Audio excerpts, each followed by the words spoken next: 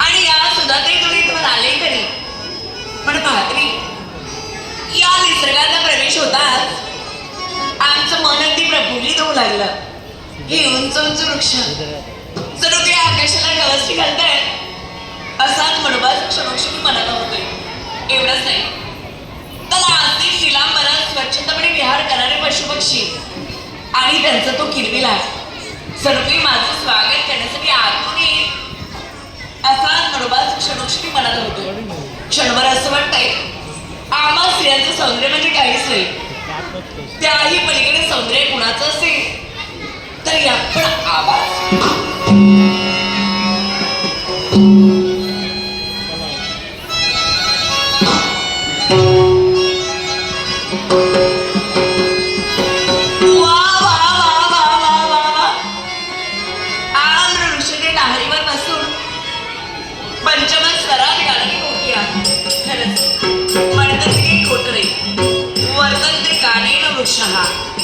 फले पुष्पे सुघोषिता आम्र वृक्षं विना चित्तम कोकिलस्य न दृश्यते.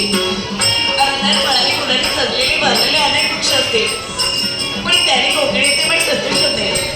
तर आपल्या मधुर स्वराने गाण्यासाठी आम्र वृक्ष आवडतात आणि म्हणूनच त्या आम्र वृक्षाची डाळीवर बसून सुस्वर गायन करते आणि साऱ्यांचं मन प्रफुल्लित करते. पण असेही जरी असलं तरी आज हे मला शब्दात करते खरी हवा तसा आनंद मिळत नाही. मग असंच केलं तर आज जे वर्णन मी शब्दात करते ते जर का काव्यात केलं आपल्यालाही आनंद होईल आणि या निसर्गात वावणारे पशुपक्षी अगदी त्यांनाही आनंद होईल. हा वनराज जर मी माझ्याच मनात भरलाय असाच मडभास होतोय, असाच मडभास होतोय, असा माझ्या मनामध्ये वनराज हा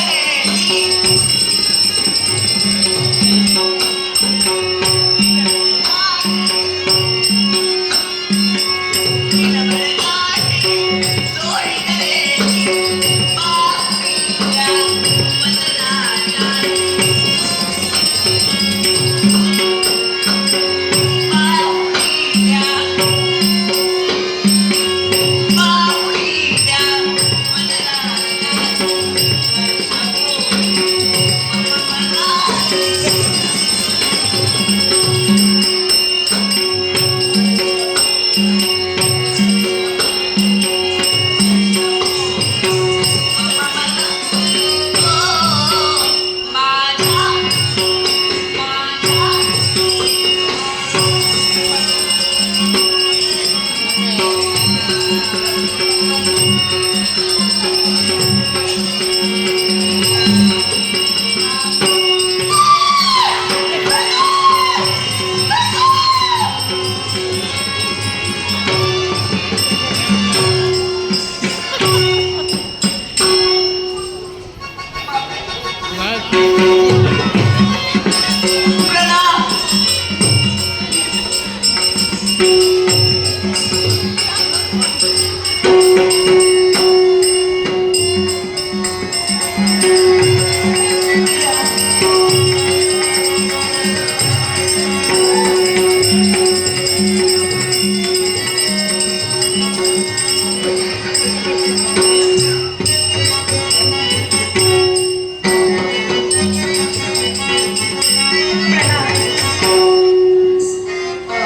कोण आपण? अहो,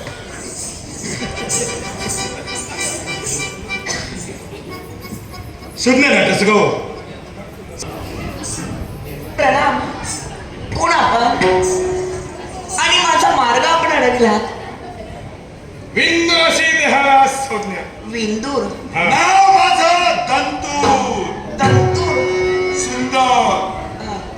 अहो, काय ते? आपला परिचय झाला. हा? आता जरा मार्गातून दुर्वा मला जायला द्या. जाणार आहोत. पण केव्हा? केव्हा? आता नाही. म्हणजे जर कामगिरीसाठी आम्ही इथं आहोत, हा, ते कर्तव्य ज्यावेळी परिपूर्ण होईल त्याच वेळी आम्ही दोघेही माझा मिळू. दोघांचा मध्यतार्थ काय समजावा? पण तत्पूर्वी मला एक सांग, काय ते? आम्हाला दोघांची ओळखी करून घेण्यासाठी तू तत्पर ठरले. हा, पण तू काय तुझं नाम विधान? नंदी वर्धन नगरीचे राजकती राजा चंद्रसेन यांची कन्या मी कलावती. कलावती? हो. मग कलावती मला सांग, हा, या क्षणी या ठिकाणी तू नेमकं असं काय करतायस? या निसर्गात रममान व्हावं या दुधाते तुम्ही इथवर आले होते. माझं मन प्रसन्न झालं. आता जरा मार्गातून दुर्वा मला जायला हवं.